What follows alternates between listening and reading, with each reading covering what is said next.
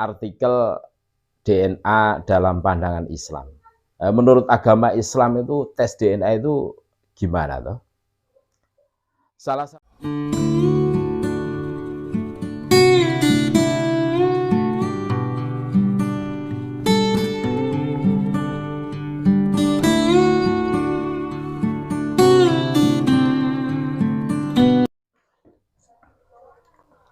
Assalamualaikum warahmatullahi wabarakatuh.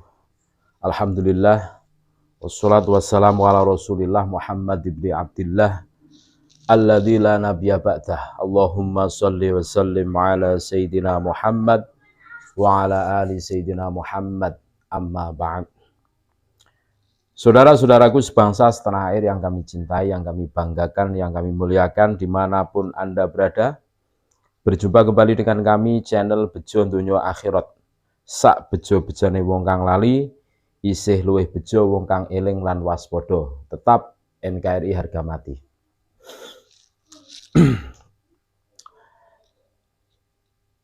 Ramai perbincangan tentang solusi klan Ba'alawi.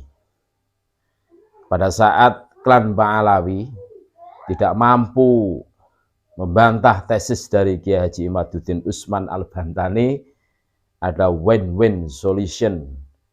Apa itu? Tes DNA. Tetapi mereka sudah bisa menebak hasilnya seperti apa. Banyak yang haram, tidak boleh secara fikih tes DNA. Terus ada lagi tes DNA itu programnya orang Yahudi. Nah, ini ada artikel DNA dalam pandangan Islam. Menurut agama Islam itu tes DNA itu gimana toh? Salah satu tanda berkembang pesatnya dunia ilmu kedokteran adalah keberhasilan dalam membuat suatu penemuan tentang deoxyribonucleic acid atau DNA. Islam tidak melarang praktek identifikasi DNA. Tidak melarang karena bisa digunakan dalam menentukan status hukum hubungan nasab. Nasab bisa diidentifikasikan dengan tes DNA. Dan terkait pengharaman pernikahan antar sesama mahram, hal ini karena adanya kesamaan gen DNA antara orang tua dan anaknya. Jadi jelas, tes DNA itu dalam pandangan Islam itu boleh. Justru suatu ketika ya sangat dianjurkan pada saat untuk mengetahui nasab seseorang. Apalagi nasab itu dinisbahkan kepada baginda Rasulullah SAW. Ternyata dalam Islam pengharaman pernikahan juga bisa terjadi di antara saudara sepersusuan. Identifikasi DNA bisa dilakukan antar saudara sepersusuan karena adanya unsur gen dalam ASI.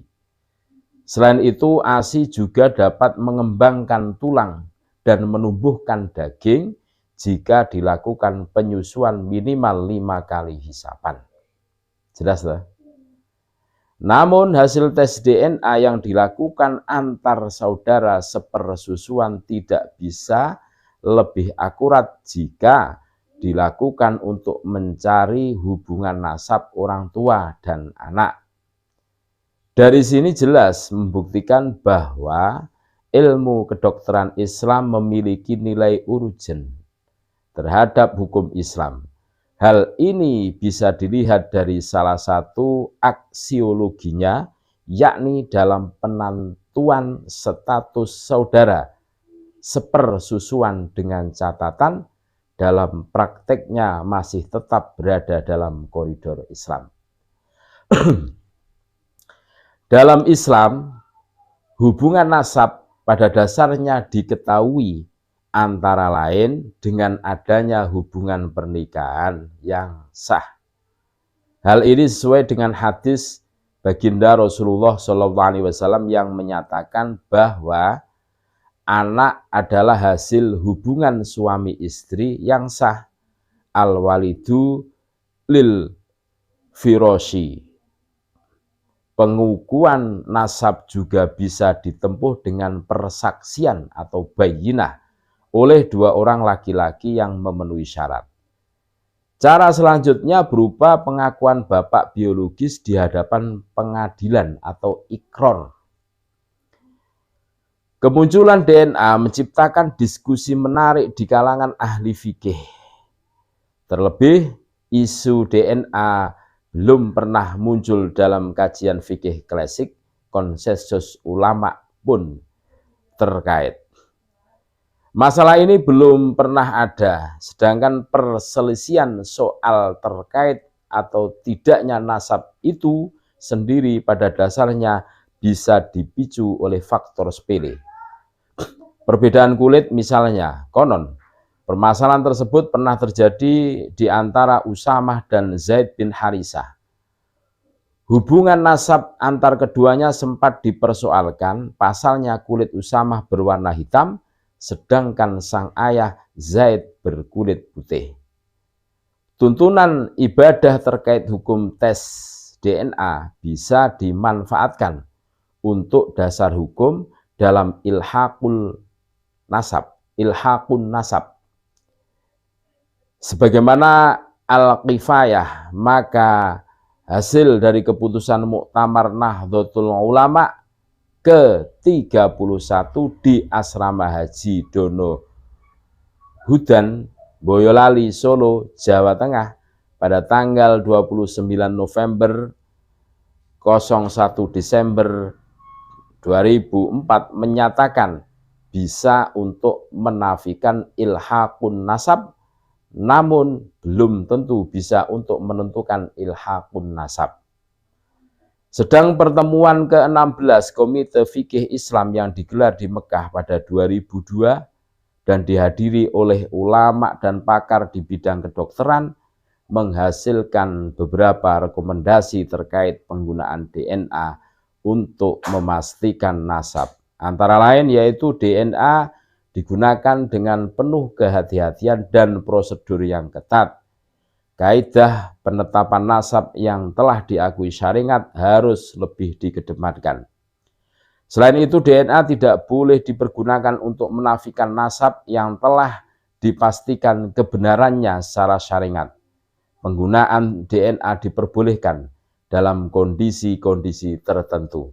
Misalnya tidak teridentifikasinya nasab karena beberapa faktor, seperti ketiadaan bukti fisik maupun bukti tertulis. Menurut komite ini pula, DNA sah dipakai untuk mengidentifikasi bayi-bayi yang tertukar ketika berada di rumah sakit. Menurut Syekh Yusuf Al-Qardawi, DNA tak bisa dijadikan bukti pengukuhan nasab dari hasil perbuatan zina. Meskipun syariat menekankan pentingnya pengukuhan nasab, tetapi khusus dalam kasus zina, hal itu harus ditutupi. Menutupi aib dari zina penting dilakukan agar tatanan sosial masyarakat muslim tetap terjaga dan tindakan keji tersebut tidak menjalar dan menjadi hal biasa di tengah-tengah mereka. Rasulullah SAW pernah mengomentari sikap sahabat yang menolak pengakuan perzinah dari Ma'is bin Malik. Tidakkah engkau tutupi dengan ujung pakaianmu, sabda Rasulullah SAW. Tetapi dalam kasus tertentu DNA bisa digunakan seperti sebagai bukti atas tuduhan berzina yang ditujukan seorang dalam pandangan Mufti Darul Ifta Mesir, Syekh Ali Jum'ah. Sesuai dengan kaidah yang berlaku dalam kajian fikih Islam, nasab seseorang anak pun kondisinya akan tetap kembali ke ibu. Hal ini sesuai dengan ayat, ibu-ibu mereka tidak lain hanyalah wanita yang melahirkan mereka. Quran Surah Al-Mujadilah ayat 58.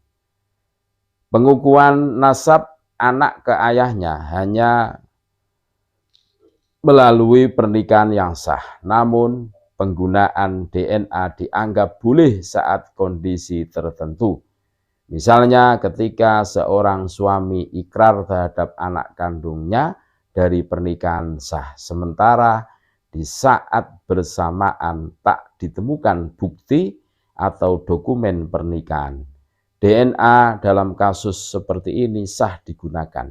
Tes DNA juga boleh dipergunakan ketika terjadinya kasus bayi tertukar. Jadi jelas, selama ini Bani Ba'alawi tidak bisa membantah tesis dari Kiai Haji Imaduddin Usman Al-Bantani. Terus mereka tetap kekeh, karena di tesisnya Kiai Haji Imaduddin Usman Al-Bantani bahwa Ahmad bin Isa itu tidak punya anak yang bernama Ubaidillah. Ditelusuri dalam kitab yang lain, Ahmad bin Isa dan Ubaidillah itu kurun waktunya itu terjeda sekitar 530 sampai 550 tahun. Jadi tidak logis. Makanya bagi habaib yang tetap kekeh mengaku cucu Nabi, mengaku dzurriyyah Nabi, dianjurkan untuk tes DNA. Biar kejelasan para habaib yang berada di Nusantara ini jelas betul apa tidak keturunan baginda Rasulullah SAW. Terima kasih. Tetap NKRI harga mati. Assalamualaikum warahmatullahi wabarakatuh.